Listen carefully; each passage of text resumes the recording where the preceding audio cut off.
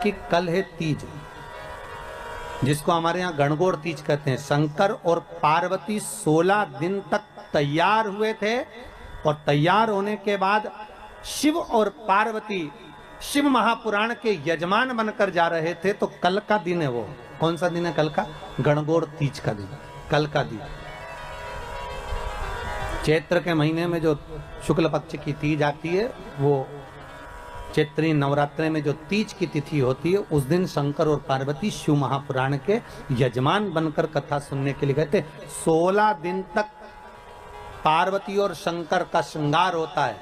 आज ये हमारा स्वरूप ईश्वर जी और गोरा जी के रूप में, गणा और गौर के रूप में पृथ्वी पर पूजाएगा।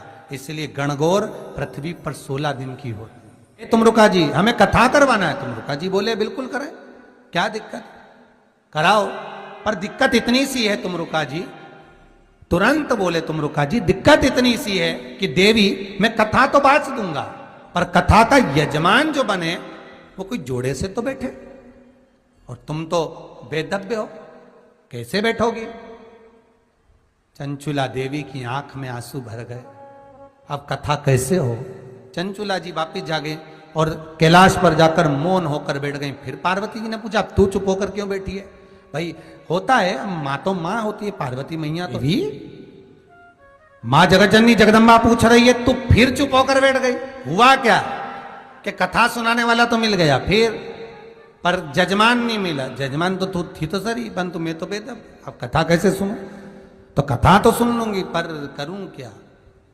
तुमरुका जी बोले, तेरा अखंड सौभाग्य में कर सकता हूं शिव महापुराण से, तू चिंता ना कर, पर कोई जोड़े से कथा सुन ले। अब जोड़ा कहां से लाऊं? तो पार्वती जी बोले, उसमें दुख की बात क्या है? तो चिंता मत कर, शंकर जी की आराधना कर। और तुमरुका जी के कहने पर चंचुला देवी शिव की आराधना में लगी और शंकर भगवान प्रकट होकर बोले, बोल क्या बात है चंचुला? चंचुला कहती है, प्रभु मुझे शिव पुराण कराना है, पर जजमान नहीं है, तो इसमें क्या टेंशन लेना, क्या चिंता करना? चिंता मत कर। पार्वती को बुला, पार्वती को बुलाया। पार्वती जा, तू तैयार हो, मैं भी तैयार होता हूं। शंकर और पार्वती श्रृंगार करने के लिए गए, श्रृंगार कर, और दोनों जब श्रृंगार कर कर आए, 16 दिन शिव और पार्वती को सजने में लग गए। दूल्हा दुल्हन जैसा श्रृंगार कर कर शंकर पार्वती जैसे ही सामने आए, वैसे ही देवऋषि नारद देखकर बोले, वाह प्रभु वाह, क्या स्वरूप है आपका, धन्य है भगवान, इस स्वरूप को तो आप मृत्यु लोक में रखिए। शंकर और पार्वती ने कहा, ए देवऋषि नारद, शिव महापुराण के हम यजमान बने, सुंदर रूप धारण कर कर हम कथा के यजमान बनकर जाते हैं।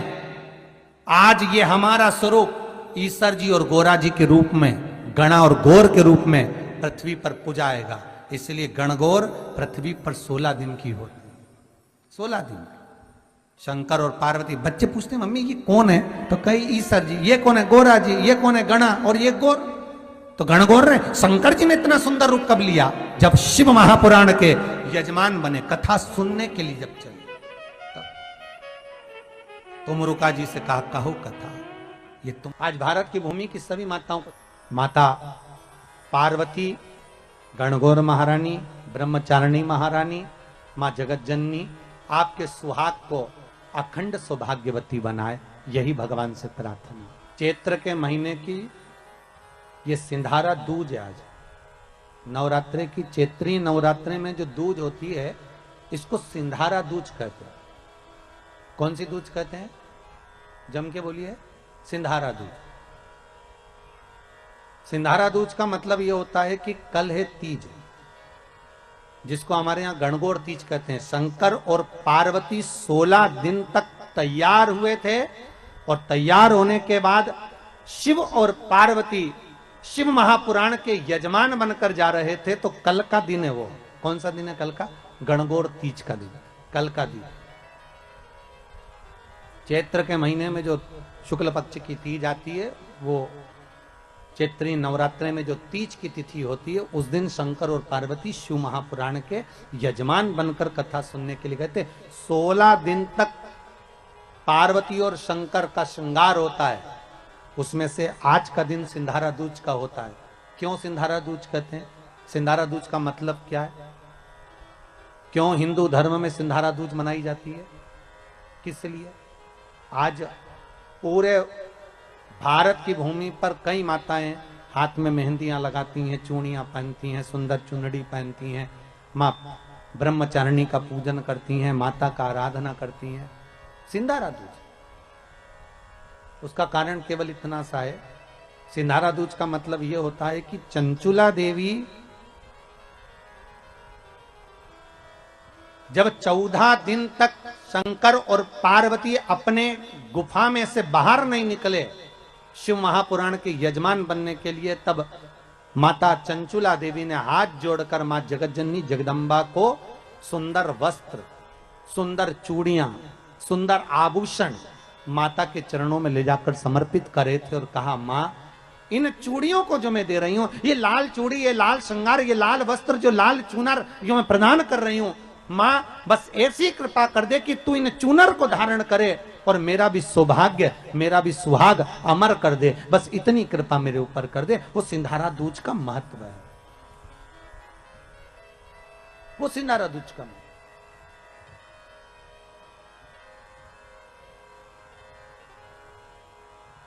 आज भारत की भूमि की सभी माताओं को सिंधारा दूज का बहुत बहुत बधाई। माता पार्वती, गणगौर महारानी, ब्रह्मचारिणी महारानी, मां जगतजननी आपके सुहाग को अखंड सौभाग्यवती बनाए, यही भगवान से प्रार्थना। दिल से बताना, जितनी सौभाग्यवती माताएं होती हैं, ये संक्रांति पर भी 13 चीजें दान करती हैं, 14 चीजें दान करती हैं। बीच में कोई 16 सोमवार का उद्यापन करेंगी तो भी सुहाग की सामग्री देंगी, उद्यापन करेंगे तो भी सुहाग की सामग्री देंगी, कोई कार्य करेंगे तो भी सौभाग्य की सामग्री देंगी। सौभाग्य की सामग्री का दान क्यों किया जाए? सौभाग्य सूचक वस्तुओं का दान क्यों किया जाए? सौभाग्य की वस्तुएं क्यों प्रदान करी जाती है, क्यों दी जाती है? उसका कारण क्या है?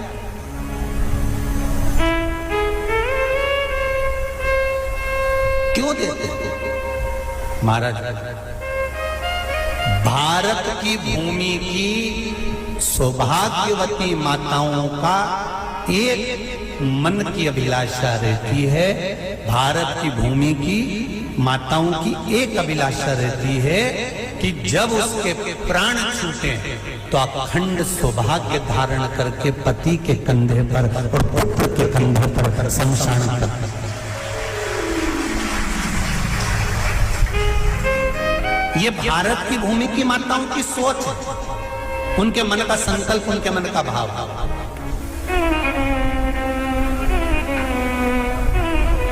क्यों देते हैं चूड़ी का दान, क्यों देते हैं बिंदी का दान, क्यों देते हैं अखंड सौभाग्य का दान? किस महाराज?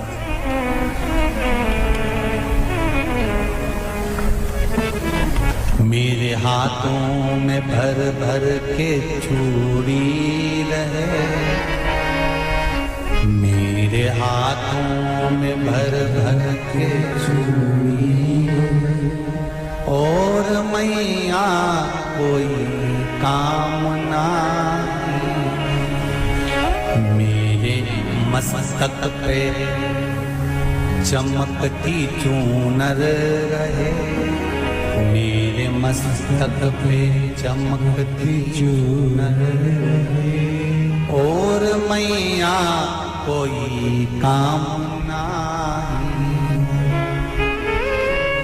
मेरी मांगों में भर भर के सिंदूर रहे, मेरी मांगों में भर भर के सिंदूर रहे, और मैया कोई कामना नहीं, मेरे पाँव में बिछुड़ी का जोड़ा, एक बिछुड़ी नहीं, कितनी? 2, 3, 4, 5, एक एक पाँव में जोड़े से बिछुड़ी होना चाहिए, केवल एक नहीं, सिंगल नहीं। वो तो आजकल का फैशन हो गया महाराज, जो केवल एक बिछुड़ी धारण कर लो उसी में फैशन दिखे।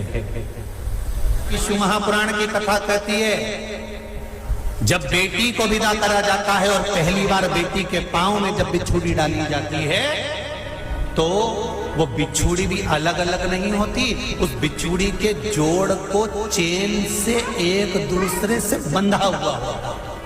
बोला सही है कि गलत है? जितने आस्था चैनल पर कथा सुन रहे हैं, जितने फेसबुक पर सुन रहे हैं, यूट्यूब पर सुन रहे हैं, सुन लेना कि मेरे भारत की माताओं का जब पाणी ग्रहण संस्कार किसी बेटी का होता है, उसके पांव में जब पहली बार बिछुड़ा पिनाया जाता है, बिछुड़ी पिनाई जाती है, तो वो बिछुड़ी भी एक दूसरे से बंधी हुई होती है, चेन से बंधी हुई होती है। उसको अलग अलग वाली बिछुड़ी शादी के मंडप में नहीं पिनाई जाती। क्यों? जैसे ये बिछुड़ी एक दूसरे से पांव में बंधी हुई है, तुम्हारी जिंदगी अंतिम श्वास तक ऐसी ही बंधी की बंधी हुई है, यही वर्णन है। वो तो अब माताओं ने थोड़ा सा फैशन चेंज कर दिया, अब पांव में ज्यादा बिछुड़ी निकलती, गड़ती है, चुभती है, एक बिछुड़ी धारण है।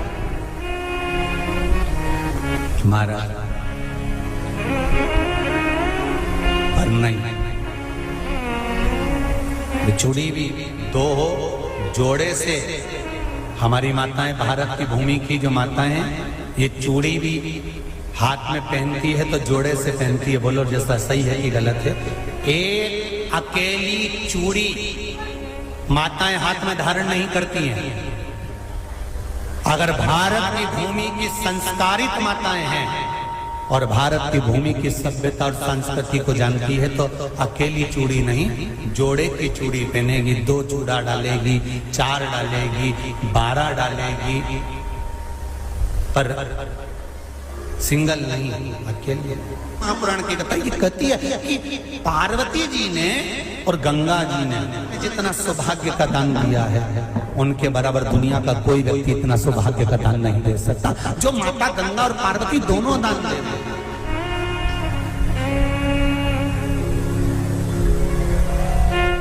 प्रतिदिन दे रहे।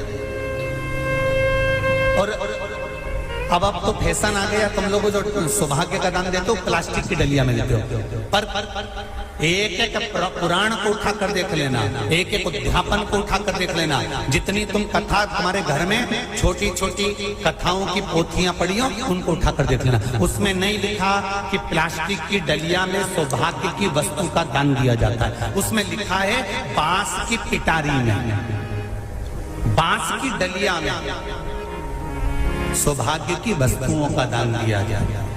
क्यों? क्योंकि बांस वंश की वृद्धि करता है, बांस सौभाग्य की वृद्धि करता है, और बांस अखंड सौभाग्य। जैसे बांस का पौधा बढ़ते चले जाता है, बढ़ते चले जाता है, उसी तरह बांस की डलिया में जब दान दिया जाता है, बांस की टोकनी में जब दान दिया जाता है, तो ये भाव रखा जाता है कि तुम्हारा सौभाग्य ऐसे ही बढ़ता रहे। पर अब थोड़ा सा फैशन चेंज हो गया तो प्लास्टिक की डलिया, पर प्लास्टिक की नहीं। बहुत ध्यान देना जरा, शिव महापुराण की कथा चल रही है। संपूर्ण देशवासियों की मेरी माताओं से निवेदन है, मेरे इन भाइयों से निवेदन है, उसको जरा ध्यान से सुनना। आप व्रत करते हैं, ये किसी दूसरे के नहीं है। तीज का व्रत माता पार्वती का, छठ का व्रत माता पार्वती का, चतुर्थी का व्रत माता पार्वती का, ये सारे व्रतों की शुरुआत गंगा और पार्वती ने अपने बल से। माता सिंदूर भर रही हैं, मांग में सिंदूरा भरा जा रहा है, मांग में कंकु भरा जा रहा है, मांग में सिंदूर भरा जा रहा है, और वो सिंदूर नाक पर गिरता है। वो सिंदूर नासिका पर गिर गया तो कहते हैं कि कोई काल आने वाला था पति के ऊपर, वो काल टल गया और नाक पर सिंदूर आया तो नारी का सौभाग्य और अखंड हो गया, ये शास्त्र कहता। और सिंदूर भरते समय वही सिंदूर अगर भूमि पर गिर गया तो, अब देखिए जरा, देवी भागवत को उठाकर पढ़िएगा, वो सिंदूर जो मांग में भरा जा रहा है और नाक पर गिर गया तो शुभ होगा, पति की उम्र बढ़ाएगा। घर में बच्चों का विवाह होने वाला होगा, कोई अच्छी सूचना आने वाली होगी, मांग में भरने वाला सिंदूर नाक पर आकर गिरता है तो कोई सूचना अच्छी मिलने वाली होती है, कोई बंधन कटने वाला होता है, कुछ अच्छा हमारे परिवार में होने वाला होता है, पति की उम्र बढ़ने वाली होती है, कोई रोग आने वाला था वो कट रहा होता है। और वही सिंदूर अगर भूमि पर मांग में भरते समय गिर जाता है तो समझ लो कि कुछ ना कुछ ऐसा काम होने वाला है कि मेरी आंख में आंसू आएंगे। वो निश्चित है, वो निश्चित है। चाहे वो किसी प्रॉपर्टी के चक्कर में हो, परिवार के चक्कर में हो, नातों के चक्कर में हो, पुत्रों के चक्कर में हो, बेटियों के चक्कर में हो, पति के चक्कर में हो, रिश्तेदारों के चक्कर में हो, कुटुंब मायका ससुराल के चक्कर में हो, पर निश्चित है कि नेत्र में जल जरूर आएगा, ये निश्चित था। क्योंकि भूमि पर वो सिंदूर अगर नाक पर गिरा है तो शुभ है, पर वही सिंदूर अगर भूमि पर गिरा है तो वो अशुभ है। आप किसी देवी मंदिर में दर्शन करने के लिए गए,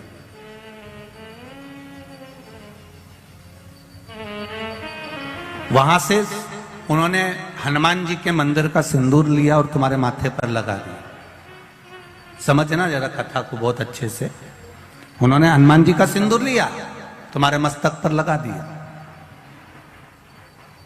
अब मस्तक पर आपने अगर सिंदूर लगाया है और हनुमान जी महाराज का या देवी जी का या भगवान का सिंदूर आपके मस्तक पर लग गया है तो वो सिंदूर कम से कम शास्त्र कहता है 2.5 घंटे तक आपके मस्तक पर रहना चाहिए। कितने घंटे तक रहना चाहिए? जम के बोलो जरा। 2.5 घंटे तक रहना चाहिए। कारण क्या है? भगवान के चरण का अगर कोई कुंकू या सिंदूर हमारे मस्तक पर लगाया गया है, वो 2.5 घंटे तक रहे, उसके बाद उस सिंदूर को किसी नैपकिन, कपड़ा या अन्य चीज से पोंछ देते हैं।